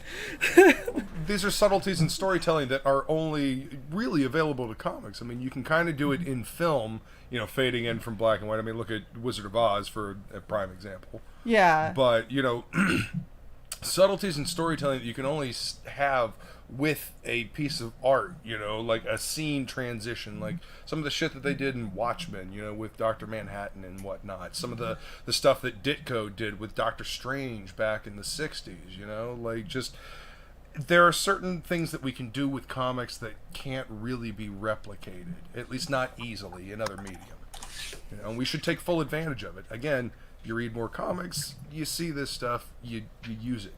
It brings a fullness and a realness to what you're doing in your book. Yeah. Well, and I think it Also makes it a lot symbolism. more unique. It gives you something that's a lot. It's a different way to tell some of these stories that I think goes horribly underused for a lot of people. You know, there's so much more that we can do with comics than what we do, and so many people get caught in the. It's a superhero book. And so you show the superhero, you give them something to fight, you show the action, and then they're victorious, and we're done. And you're like, that is really boring to read 5,000 times. Like, after a while, I need you to do something different. And that's why I was looking to comics, and I'm not doing anything even close to a superhero book. Like, everything that I want to do, I'm like, oh, let's talk about mental health with it. Oh, let's go into horror with it. And let me tell you, horror artists, like, finding good ones. Damn. It's tricky. There's a lot of people that are like, oh yeah, I love horror, and then they show like a guy holding a beheaded, you know, head dripping blood, standing on a pile of skulls, and it's like, see, scary. I'm like, it's not horror. Behold my beheaded teddy bear. Right. Behold, it's like, that's not horror. stuff. That's not scary. That's, you drew a scary thing. Gib, you're muted. drew a scary thing. Can't hear you, Gib. Yeah, you know. sorry, brother. Yeah. No, yeah. It's atmosphere. You're trying to describe. You've got to set it with your color, your palette, even your framing device. Is it scarier to show the thing or the silhouette behind you? You know, and those are things you have to consider, like as a visual medium. You know, like I don't delve too deep into horror because I haven't read enough of it as growing up, and it's like so. Like any good writer, I borrow when I'll study other people's work, see what they're trying to think, how does that fit my style, and then adapt it thereon, and build from it. But still like an artist. Yeah. Yeah. It's an artistic mindset. That's the thing and I think that's what separates the level of when you have like certain levels of writers and creators in general. It's how much are you willing to exploit what your medium is? Because every medium has strengths and weaknesses. So how far are you willing to tap into the strengths of what your chosen medium is to tell your story? And does it fit the story you're trying to tell? Because there's times where you're going to go, I'm going to make a comic book, and you start doing it and you go, this needs to be a novel. This can't be a comic book. Like, this isn't working. This is a novel with a couple pictures. Well, imagine, take something like, I assume everybody's seen Saving Private Ryan, right? Yeah. Everybody's seen Saving Private Ryan. Yeah. Like in the opening D-Day scene, there's a moment where the music goes quiet, and it's like because someone's shell shocked and they're looking around, and they see the one guy picking up his own arm and looking at it and standing around, and there's a few of those scenes. Yeah. But how do you translate that to a comic? How do you get that feeling? Right. Sort of just because like in the movie, it goes from the absence of sound. Exactly. That you get that weird noise. ring. Yeah, and you know. Say what you will about The Last Jedi, when the music went out and the lightspeed attack, it looked cool and it had its moment. Dumb as a story, but it hit its moment. So how do you? If I wanted to write that in a book, it would be very hard because do I just leave 3 blank pages to let you know? I can't do that. I have to. There's no sound. Right. I would probably do it with word bubbles. Word bubbles with just little tiny squiggles in it to kind of indicate that there is sound. You just cannot make it out for the life. There's no right answer, but like you're immediately thinking like, how would I do that? How could you convey that feeling in my respective medium? And that is the challenge. But like that's why you step up to the challenge to do it. I absolutely and that's the thing is that's when you get to choose your medium. Like if you have something like that you want to do that's really striking but is reliant on sound, it's going to be very difficult for you to do something reliant on sound and something other than something that has sound. Video. Yeah. Like you could do it with an audiobook, and instead of going with a straight reading of your book, you end up going with a more theatrical rendition that happens to be on audio. You know, kind of like the old school radio shows. Oh, I want to write one of those so bad. Oh, it'd be so amazing. Have you checked out the author's preferred text of American Gods? Done by a full cast. Yeah, it's amazing. No. I did do the Y'all Sandman. need to check that shit out. I listened to the Sandman audiobook. With the full That's cast and great, soundscape.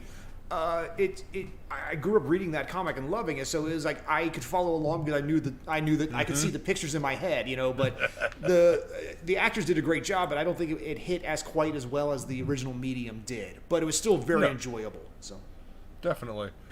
Check out American Gods. It's the author's preferred text with the entire cast. It's really, really well done. So that's why I'm researching all this shadow stuff, is because I'm going to be writing a radio show for my character, The Masquerade. Try to do that sometime in the future here. Pretty fun. Get some voice acting. Can we get I could totally see that. That'd be awesome. Yeah. Can we get a commercial for Ovaltine? Yeah, well, we're gonna do. I'm actually gonna put some. Coal burns cleaner. I'm gonna do some brighter blue than coal. any other coal. Put some blue coal like billboards in the background of the Masquerade and Fuck the yeah, next man. one. It's gonna be awesome. That'd be awesome. Now I just want to do Orson like Welles a was the radio Shadow show. at one point. Yeah, completely off topic, but we're definitely doing a warned you that was gonna murder happen. dinner theater. Oh, that'd be fun. Dude, can we stream a murder dinner theater with everybody forced to be in costume? Because that would be fucking amazing. That'd be great. I'll dress up. Yes. No, We're I'm doing coming up it. I don't know there, what and it's it's going to be at least you, me, and Gib live. Yeah. Well, it's fine. We'll do it at Gibbs' house because it's huge.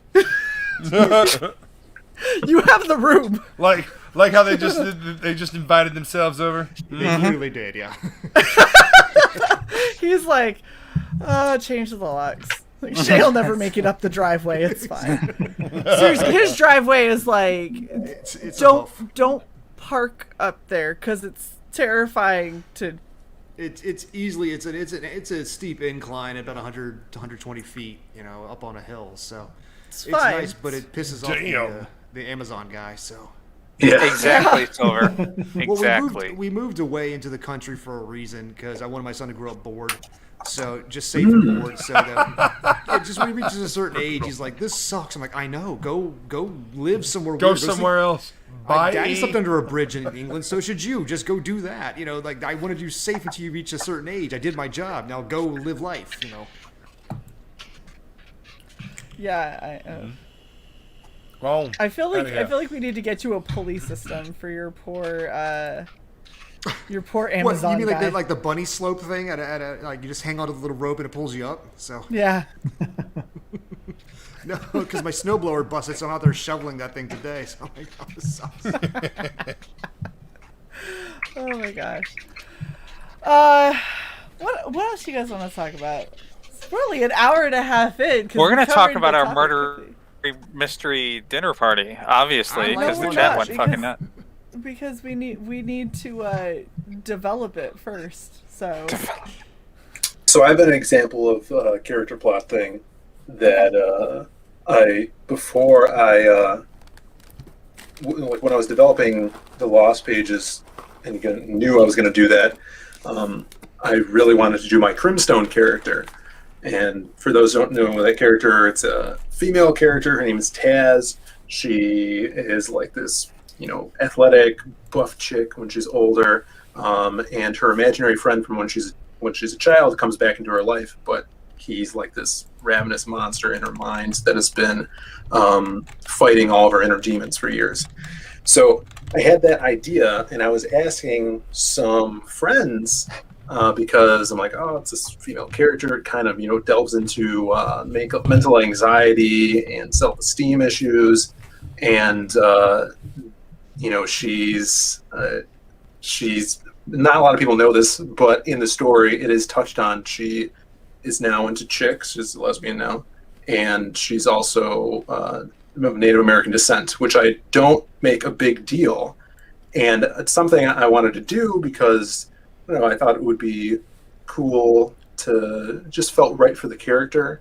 And many of my friends, female friends, said, "Oh, you shouldn't do that. You don't have those experiences of people. Who are you to write a female?"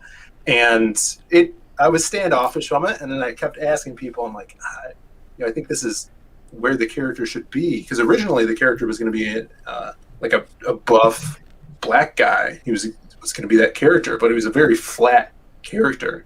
And after going through a relationship, I'm like, oh, I know more things about humans now, and I think it would be interesting if it was this female character with weird depressional anxiety issues, but overcomes it through a coping mechanism of an imaginary friend.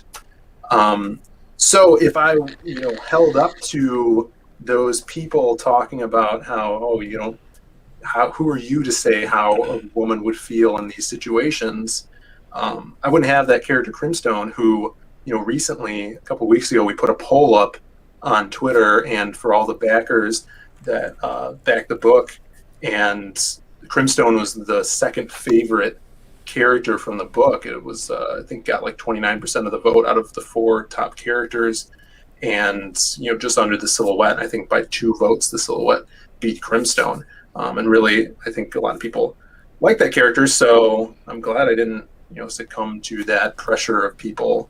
I'm glad you said that, Phil, because you shouldn't.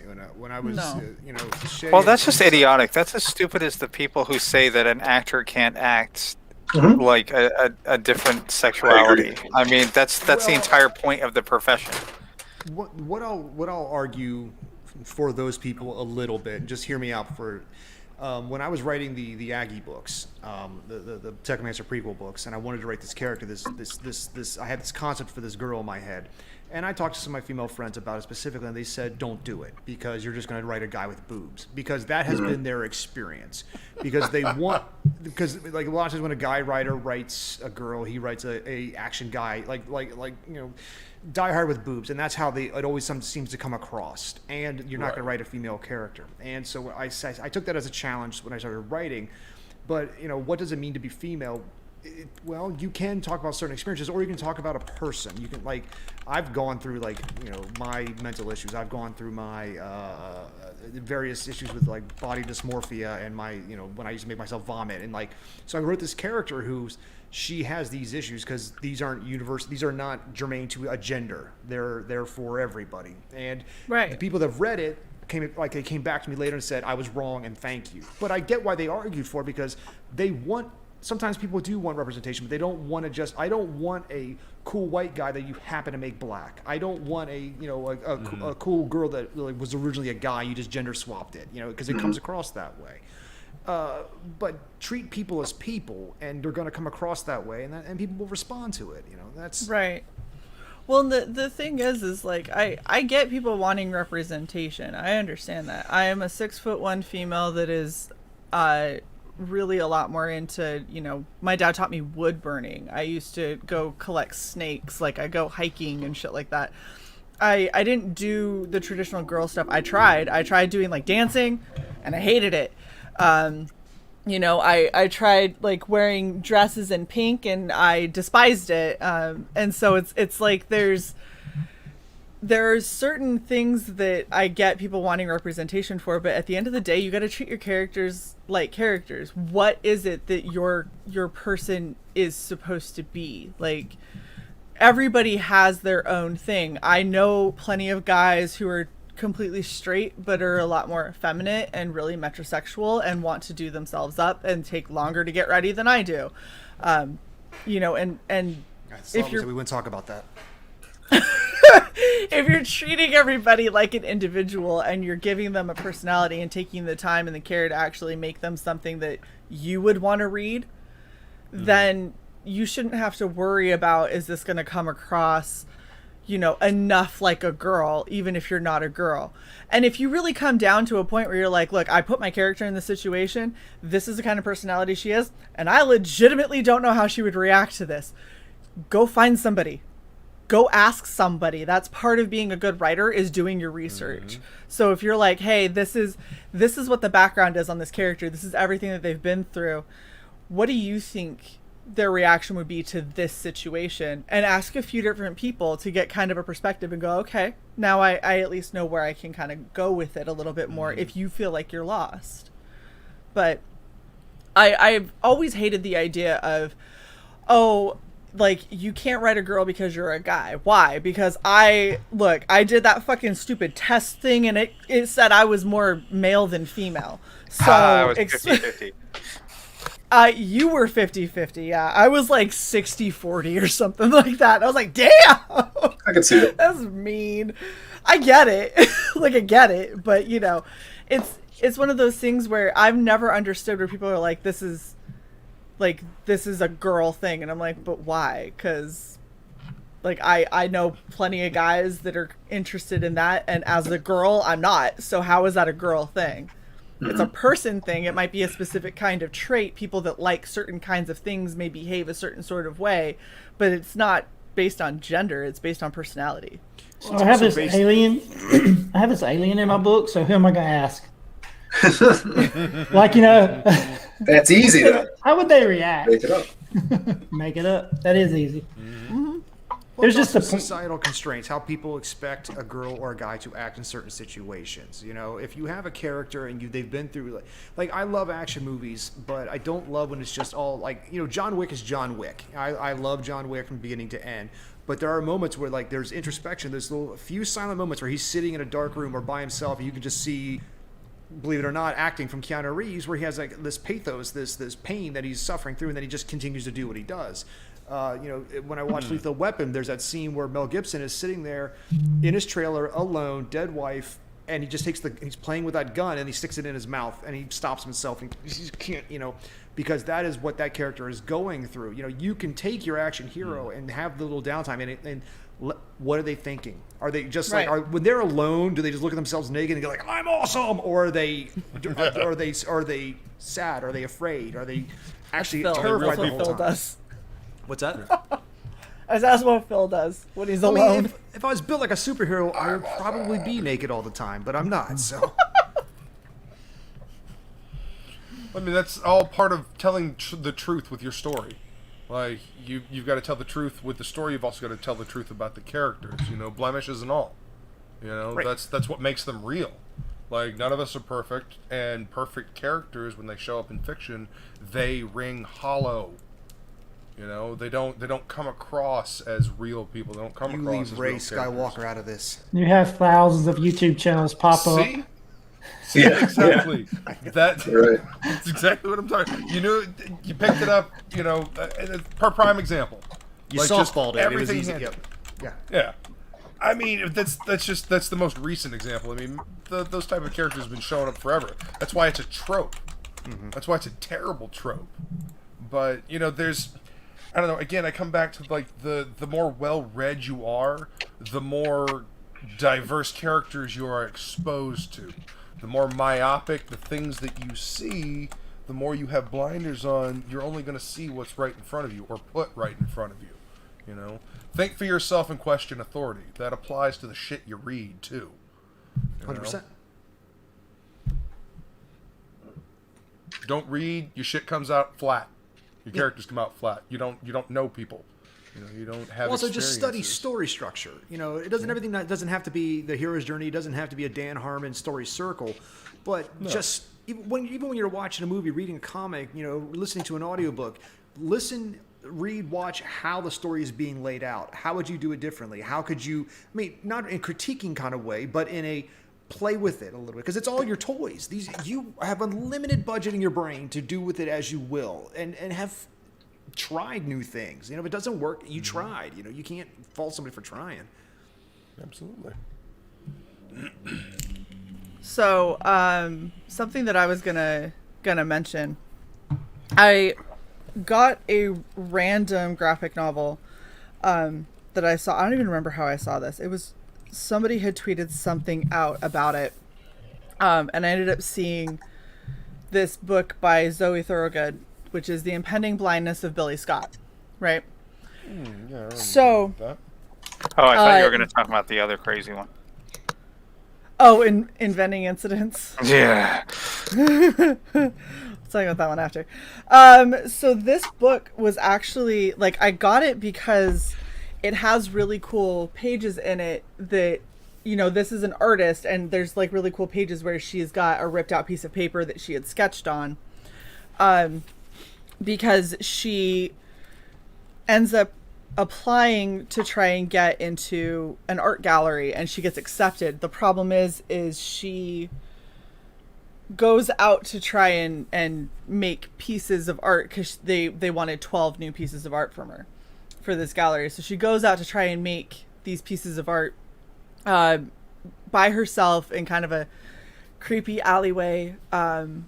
Sees a guy and is like, okay, I'm gonna sit down and start sketching, and ends up witnessing him get shook down because he owed some bad guys some money, and they saw her. She was super, like, you know, 5 coats or whatever, looked like a dude, because she just, you couldn't tell that she was a chick easily. Yeah. And so they thought she was, you know, taking video of them as they were shaking down this guy. So he tries to stop her. When she fights back to get her backpack back, he punches her in the face, and actually ends up detaching both of her retinas, and she doesn't go to the doctor for several days because she thinks that she's just tired and overworked and just needs, you know, to sleep it off and she'll be okay. And when she finally goes, basically the doctor's like, you're going to go blind. Like, we can't do anything about it because you took so long to come to us. If you would have come to us right after, we might have been able to help. So now she's got like 2 weeks-ish to figure out if she's going to attempt to paint these 12 paintings or not. And this was kind of like her life's goal. This is what she was living for, what she wanted to do. She left home to do it. And so after a very big poor me episode, she ends up saying fuck it and goes out, monitoring how bad her vision gets and what she's doing with her artwork. The thing that was really, really interesting about this was the way that the characters developed throughout the story, because she literally is drawing like the first people she sees. She gets on a train and she sits down and she's like, that guy looks cool, and starts sketching him because she's like, I got a limited amount of time to do these fucking pages. And you see her grow and develop, but you also see the characters that she draws at the end. She ends up being a part of all of these different people's lives, and you get little glimpses into all of these different characters and people, and it turns out people are not at all what you expect. Like, is this a real story? No, and that's the weird thing. Like, I legit thought it was an actual fucking story. The way that she wrote everything was so believable that I thought for sure that this has to be real. And then I went and checked it out, and like, if it is, it's about one of her friends or something, because she definitely can see and is still doing. She's making other books and doing other art, and she does really amazing stuff. But this was one of the most like feel good kind of stories, because you know, these are her absolutely gorgeous illustrations that end up in the gallery, and they're just, every single one of these people you have a really good amount of backstory on, and it made it really believable. So if you guys are ever wondering kind of how you can develop your characters and change, because it changed entirely what I thought about her when I saw her in the beginning of the book and what she ends up as are nothing alike at all. Like, she goes through a complete change all the way down to sexuality. Like, everything seems different. And granted, it could have just not been talked about before, but if you want to see a good way to develop characters, this is a really, really well done book, and it was really entertaining to read. So I highly recommend it. You have to order it from the UK though, so it takes a bit. Shipping's not bad. It's through a publisher, so it's not like a crowdfund that you have to go through and the person is responsible for paying the shipping. It's through an actual publisher. But yeah, I loved it. I thought it was amazing. Sounds like a very heartfelt story. Like the way it's told sounds very heartfelt. Oh, it is. I'm still upset at them about 1700s. So. Do they spell everything with weird OUs? Because I can't trust that. So. Yeah, they do. The way they spell color. Armor. Color. Yeah. Plot armor. Plot armor. Plot armor. There you go. There you go. I don't remember it being a thing in here. I think we're just picking. But then again, I lived in England for 4 years, so I might have just glossed over it. Oi. But yeah, I thought that was a really good book. And then Inventing Incidents is I heard of that book. Why have I heard of that? Because it's a really, really thick book. It used to be a webtoon, and then they combined it all together and made it. It's like a 300-page graphic novel. I sat down and binge read it, and I still had to take 2 days to get through it. It took me about 6 hours, and I was like reading it nonstop. It's a super fucked up book, and it looks like the illustrations look like it's going to be a happy cutesy kid type. It is not. For do not let your child read this. No. I was reading and I was like, I was like, oh, some strong language. Holy motherfuck, what just happened? And I was like, I'm gonna go back because I feel like I missed something. And I had to go back and flip back through, and I was like, nope, okay, all right, we're just gonna keep going. And it's dark as shit. It is a really dark tale, but it is very good. It is very good, and they're working on the second book. Thank fuck, because I have so many questions. It ended, and I was like, there's like 5 question storylines, and I don't know where any of them go. That's what they want. Yeah. They want you hooked. Yeah, oh, success. I fell asleep. Probably. Sai needed nachos. Is what Sai said in the chat. Anyway. And now I want nachos too, so damn them. Right? All I have for are making me want nachos. Well, I feel like I contributed a lot to this show. I'm satisfied. I'm going to tune out the rest of the time I'm here, but...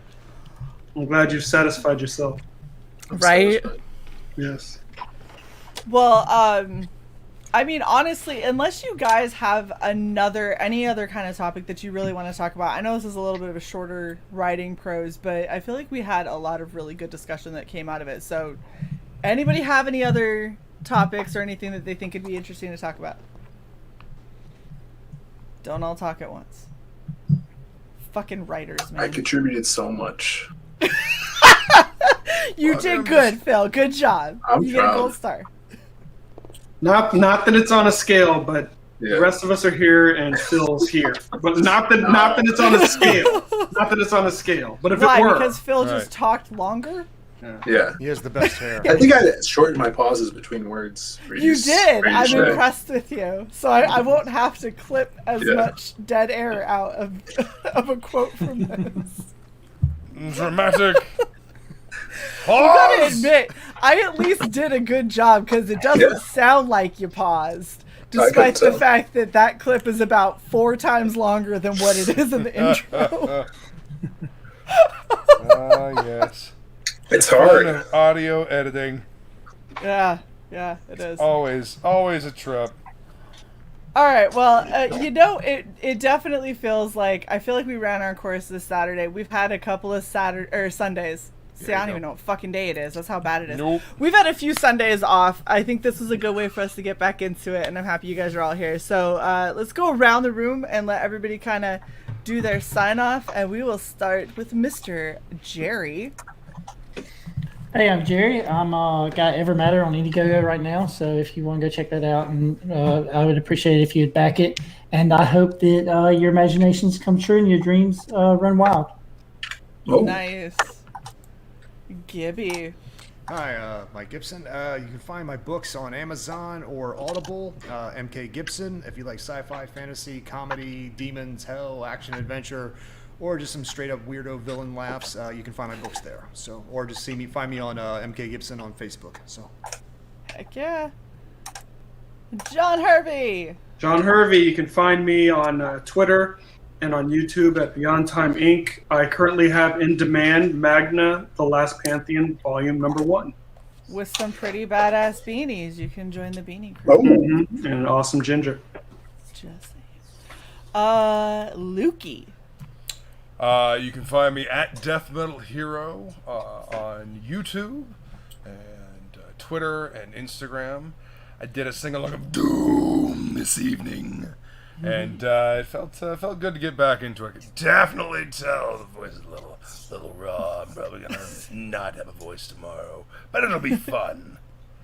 But I'm working on Shay's Horror Anthology. I'm doing a card for Absolute for book 2, so jump on the mailing list. Monday night, the topic list is going to be on Jason's channel. I probably won't be there because tomorrow I get my wisdom teeth taken out. So, yay! Nice. Congrats. Yeah, thanks. I appreciate that. I am Can not you film really coming looking out of forward the to anesthesia? that. Say what now? No. Can you film coming out of the anesthesia, please? Yeah, no, I'm probably not going to do that. Wait. Is Nana picking you up? Because I'll have Nana film it, because she would Oh totally my God, do that in a no. heartbeat. Dear God, no. I won't let her drive me anywhere. My mom's That's taking fair. me. That's My fair. mom's taking me. Anyway, I don't think Gib got to see this with the Hangout stream, so I'm going to share this real quick, and then I will sign off. I forgot about him. Know me, you do not. oh, chain wallet. He's good. Oh, yes. His lightsaber hangs off of it. Lightsaber hanging off of it. His lightsaber hangs off of it like a dick. I'm just a saying. dick. But that's welcome. on purpose. Oh, that's perfect, man. Well done. Per our conversation. Send me a copy of that, please. I will indeed. When I finish it up and post it on Twitter, I'll tag you. Yeah, I'll print it up on a postcard for you. I'll put just a couple of Smith's posters in the background. And yes. Oh, that's awesome. All right. Thank you. Mr. Philip Diaz. Hey, cool. So I'm Phil. You guys can find me at Zeta Comics or at Phil Pops on Twitter. We have the Lost pages still in demand on Indiegogo, we have 7 backers away from hitting 500 backers, which is mind-blowing. Thank you, everyone who backed and who read the book. And then we are launching Magic Cop 2, the sequel to this book, which was the first book we did. If you guys like 80s, Miami Vice, if you love Halloween and monsters and magic, definitely going to want to pick up Magic Cop 2. It's going to be awesome. We're also reprinting the first one if you missed out on it, and it's going to have a new Kelsey Shannon cover, which is so cool. Yeah, I could actually show it really quick if you guys I love Kelsey's work. Kelsey killed it on this. Look at this thing. So cool. Oh, hell yeah, dude. Yeah, that's awesome. He killed it. So if you guys didn't grab this first one, you want to know what's going on with these characters, definitely hit up the reprint with the Kelsey cover. And we're doing an ash can with an all-new awesome story illustrated by Alan Alonso, who did our Masquerade story. And this is the cover for that bad boy as well. It's going to be really, really fun. Kind of inspired by like Steven Seagal films, or even like has like nods to Bruce Lee's Game of Death in there as well. So check that out. Nice. Awesome. Alex, are you there? Alex, why do you suck? Go follow me at Cyborg Valkyrie 1. It's the happiest size ever sounded. That is so true, so true. Oh my goodness. All right, so obviously, like, share, and subscribe to Red Valkyrie. Maybe consider becoming a member. We've got some pretty cool perks and a little chat room for everybody. So you definitely don't want to miss out on that kind of stuff. We got some awesome merch. Eventually, probably tomorrow, since I'm pretty sure we just got code RADGIB. Yes, we did. From what I saw, I'm probably going to be getting our calendar all up so we can, you guys can see what we got coming up in February. It is a crazy packed month, so definitely go check us out at redvalkyrie.net for all of that awesomeness. Get in on the Kill Journal. My short story comes out on Wednesday. I got to see the finished product, and after a couple of edits, because I'm a control freak, it's fucking amazing, and I can't wait. Also, don't forget, get on Absolute 2. That is definitely one that you are not going to want to miss out on. Jason is amazing, and I can't wait to get my hands on it to get an advanced read, because I'm editing. Right. I.e. reading it and then going, this is really cool. By the way, here's the little typo. It's a small typo here. It's phenomenal. Oh, Frog Jeep beat me to it. Yes. And don't forget, we have 2 sponsors now, guys. This is crazy. So you can go to thedragonshtreasure.com and get yourself some really badass anime inspired tees, which are I can attest to are very good, especially Skooma. I'm very much a fan. And if you are into cosplay, you want to get yourself a really epic costume setup or something like that, you can go to cosplayx at cosplyx.com. And for both places, you use code Red Valkyrie, you get a discount. For Dragon's Treasure Tea, it's 10%. For cosplayx, it is 15%. So definitely go and check them out. And thank you guys so much for watching. Thank you, chat, for being here. You didn't tie it in. What? You drink. Okay, you brew the tea. You drink the tea from the Dragon's Treasure in the RV mug while dressed as a Japanese schoolgirl in your cosplay from Cosplay X. There you go. I was 10 seconds away from ending the stream, and your ass decides to fucking come back. I'm back. Would you like to say goodbye to everybody, Sai? Thank you all so much for coming. I realized that I didn't eat anything today, so I thought I'd better correct that. But, since my co-host is an asshole, thanks. Appreciate it. I usually realize that after I've started drinking scotch. So. Yeah. I really have to pee. Okay. And get to that big sandwich, Phil. Writing Prose, uncut. I'm wearing